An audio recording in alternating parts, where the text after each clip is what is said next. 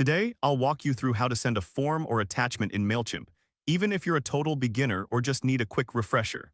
By the end of this guide, you'll know exactly how to add forms and attachments to your emails so you can enhance your communication with your audience.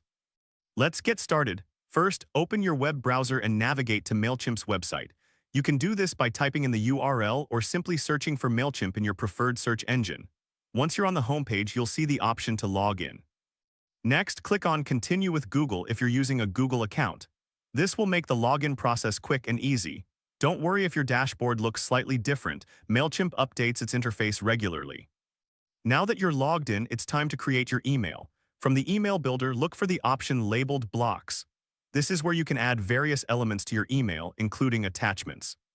Once you find the Blocks section, click and drag the button element into your email builder.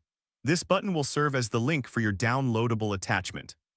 Next, click on the drop-down menu associated with the button and select File. This option allows you to attach a file that your subscribers can download. To import your downloadable attachment, click on Add File. This will open a dialog box where you can choose the file you want to upload. Make sure your file is ready and in a compatible format.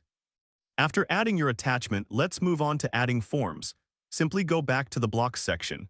Here, you can find various options to engage your audience. Finally, click and drag the survey block into your email builder. This will allow you to collect responses from your subscribers, making your emails interactive and engaging. And there you have it.